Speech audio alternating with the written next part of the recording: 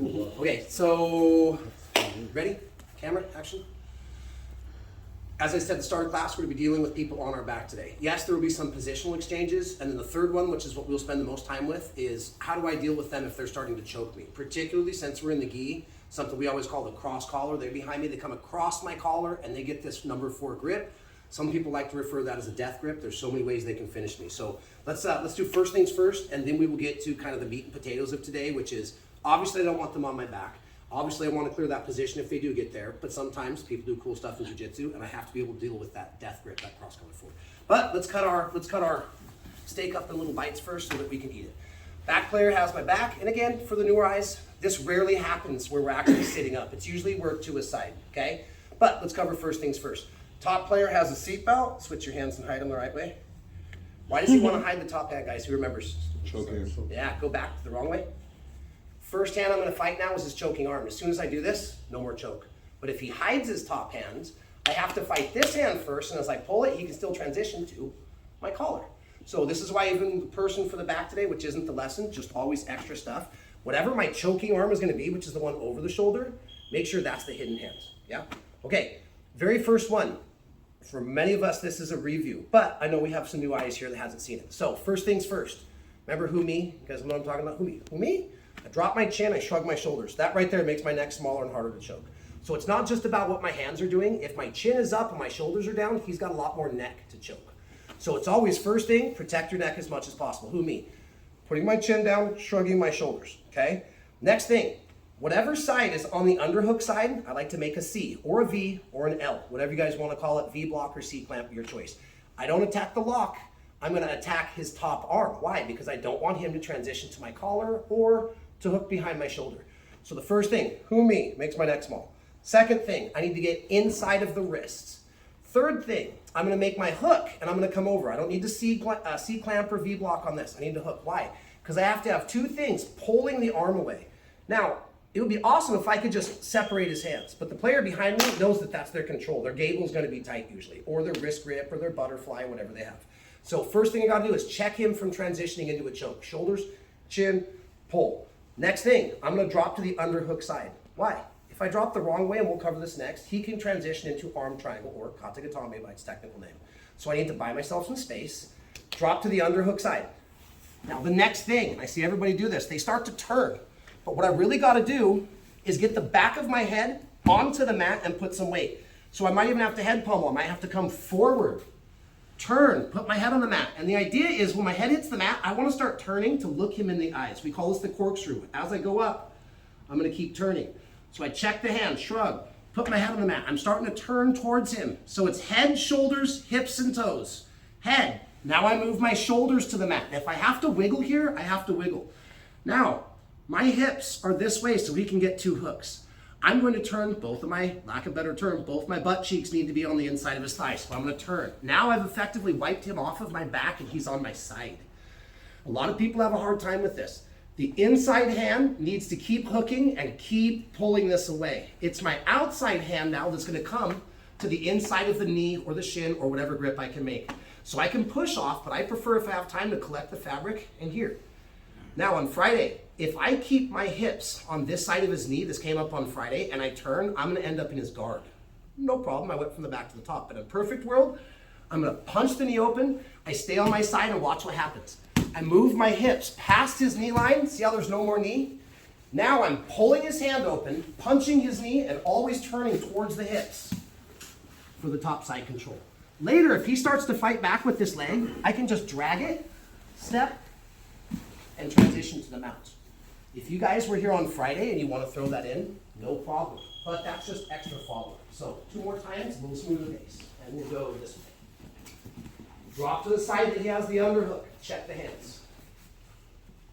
Check the hands. Who me? Shrug. Head. Look him in the eyes. Start to corkscrew. Turn, turn, turn. Now, inside hand stays. Outside hand tries to pull, push. I got to get my knees over his hips. And I'm still starting to punch him open and guide as I walk my hips backwards, pull, and then collect the head, get the underhook, control the chin. Very last time. Everybody can see from this angle. This is a good angle.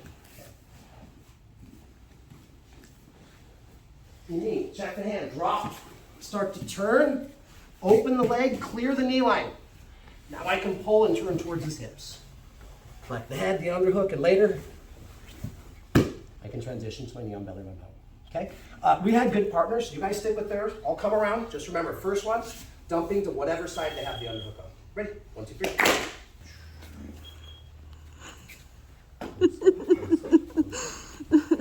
Okay, technique part 2, guys, this is almost identical. We just got one extra thing to think about. I would like to drop to the underhook side, but sometimes, just however they take the back and they transition, they're able to kind of control the rotation, and they pull me to the other side. Now, for some of the newer eyeballs, I'll take your back first real fast.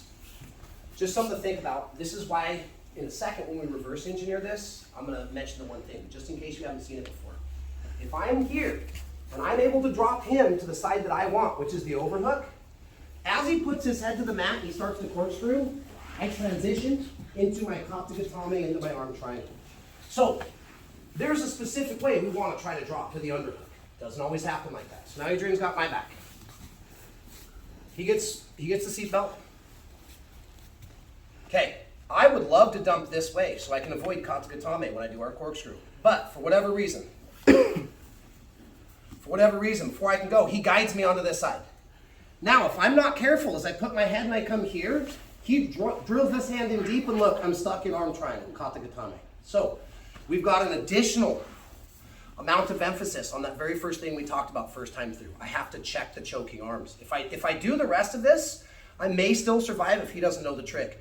But any of you guys that got a blue belt or even 4-stripe white belts on my mat, even 3-stripe white belts, I'm expecting you guys to know if they dump this way, I can transition to the arm triangle when I lose the back. So, he takes the back, he drops me to this side. What if I don't even have that? Who me? I'm shrugging and drawing my chin.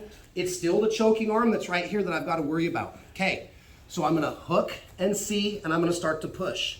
Now, if his hands totally explode apart, cool, but in reality, he's gonna be holding on to that really tight because this is how he secures his back mount posture. So as I come here and I'm pulling, what I need to do is create a pocket of space down here. So even though I may not be able to separate his hands, I need to get his knot away from my throat. So I'm coming here, I'm chin pummeling. Now the magic to this, and I see people do this all the time, while my back of my head is right by Adrian's mouth, we're kind of at the same height if you wanted to, it's gonna be hard for me to run the car jack where I push his arm up and I bring it over. That's almost impossible against a resisting opponent. So we're gonna do something different. As I'm hooking and bringing his hand away and kind of driving this hand towards the floor, watch my feet. Now the nature of this, most of the time I'm on my side. What I need to do is almost like when we do a butt scoop forward, I plant my feet and I use my hamstring to pull my hips. We're gonna do the same thing, but from a different idea. I dump to my side. I have to be aware that as I corkscrew, he's got Katsugatame. He has arm triangle. So as I'm pushing his hands kind of down and out, I'm trying to scoop his hands, I can't break his grip. I'm gonna start, and it could be once, it could be 15. I need to start shrinking down where the back of my head is no longer by his mouth, it's the center of his chest. So I scoot down. Every time I scoot down, it's gonna be easier to slip this elbow to the other side. When I get it to the other side, I need to suck his elbow tight and pull his hands here. And now it's the exact same concept, guys. My head is on the mat, I'm turning in, my outside hand goes to the leg. If this hook is in nice and tight and I can't just push my leg, I can straighten my leg and run a big circle backwards. Now, guess what? Same thing. This hand is pulling this way. This leg is getting punched open, and I need to get both my butt cheeks to the floor. Which way am I going to turn? Towards his head or his hips? Towards his hips. Boom. If he fights back with the leg, I make the same step over. Okay? So all that talk, a little quicker now. He dumps me to the wrong side. This is the exact same move. I just have one extra thing, which is me scooting down on him, shrinking down as I like to call it, okay? He dumps me to the side that he wants. Uh-oh, everything's still the same. Who, me, check. Now I need to start wiggling myself down as I circle the elbow. Pull it tight, start my corkscrew, take my outside hand, punch the leg open. If his hook is still active, go ahead and get that hook. Circle the leg, get 2 butt cheeks on the ground, and now I'm pulling him open, coming back. If he doesn't fight back, pummel the head, take the underhook, stay nice and tight. Okay, very last time. Medium speed, this is, back mount escapes are very rarely explosive one motion. Okay, maybe sometimes in gi, when there's a lot of sweat and players are tired, it's a quick motion. But if we're gonna do this correctly, don't feel bad if it's not like, and I'm out. Sometimes it's a checklist. 1, 2, 3, 4. Check. Start to pull, shrink down, pummel, flip fight, with the hip line, turn in, and if he comes back, now I'm back into my mount. Okay, so basically identical. Just remember, we got to use our heels on the ground and scoot our butt down. In the perfect world, I want my head not by his mouth. See how my head's on his back now? A lot easier to transfer that elbow on the top. Okay? Go ahead and play with this. Same thing, 5 minutes. If we need a 6 minute, we'll take it. You have questions? Come around. 1, 2, 3. Wait, not me. You, dog. I thought we were all dancing. Yeah, we were all dancing. This isn't capoeira. Okay, technique part 3 for today. Adrian knows my terminology, so here I am, driving the invisible motorcycle. Does this happen very often in the match? No, not that often, but this time we're going to demo the moves today. So now he's got seatbelt. Okay? You trying to goof me up? He's going backwards. So still the choking arm, right? So this time he's able with his lower hand to open my lapel, and he's able to get one of the death grips, right? He's able to get a cross collar foregrip. Now let's start from the beginning. If I try to strip this grip, I may have a successful rate, may not. This is such a strong attachment for him with the collar that my odds of survival here, unless I do this the correct way, will plummet. Once somebody gets this grip on me, it is very difficult to fight the grip. So I see a lot of people do this.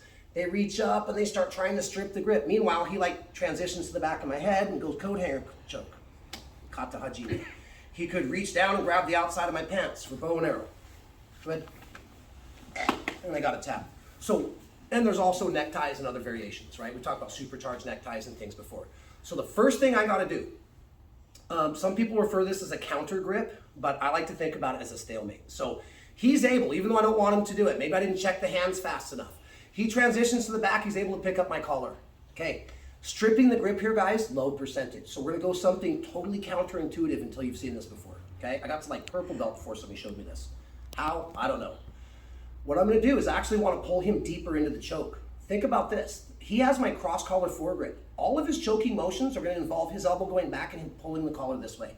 So what I need to do is not let him pull the collar this way. So there's 2 things that we can do. First thing, if there's a gap right here, I'm gonna come just under his grip, and for every pound of pressure he pulls me this way, I'm gonna pull back. So go ahead and give me a couple pounds of pressure. I pull back. This is a stalemate, right? It can still get tied on my throat. This is not the end all be all. If I sit here, I'm gonna get tired, he's gonna finish me. So the very first thing, you guys got 2 choices today. I will not micromanage you, I'll just show them both to you. They both accomplish the same goal, but for some people, some are easier.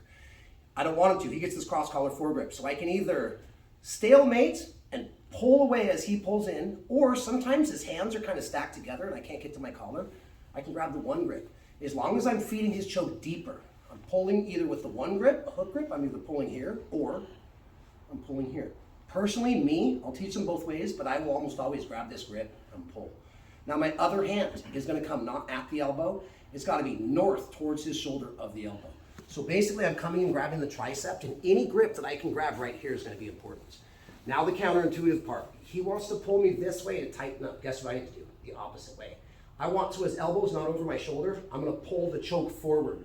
Now, remember that Hu Mien where I shrug my shoulders and drop my chin? I'm gonna do the same thing. But now I'm gonna pummel my chin towards the inside of the elbow. Why? If I drop it down here, there's a bar. If I pull him in, turn my chin, and now I'm doing a couple things. I'm shrugging my shoulders, dropping my chin, and this hand is punching up. So he gets the choke. Crap. Stalemate, counter grip, stalemate. I'm gonna pull, pummel, push, and then remember that thing where we talked about earlier, I'm butt walking, I'm butt scooting, I'm getting using my hamstrings? Same thing. So I pull him, pummel, I shrink down, and now I do the same thing. Transfer the elbow. Now I've got to circle and kick my legs, scissor, come up to my knees. Meanwhile, I'm guiding his hand to the mat. Come up on top. A lot of talk. Let's show it like 3 times at a medium pace. I should be defending. He trapped, he picked it up. Counter grips, pull him in. Shin pummel and lift. At the same time, I'm shrinking down, getting the back of my head to the middle of his chest. Now I can transfer, hug, turn. If I can't just bring my leg in, what do? Straighten it and circle. To my knees. And now I'm up and out. He's in front of me. Okay? Again.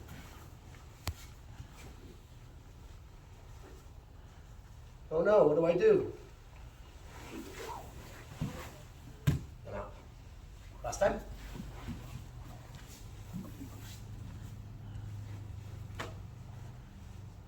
Counter grip, pull deep, Shin, pummel, and push, scoop, all at the same time.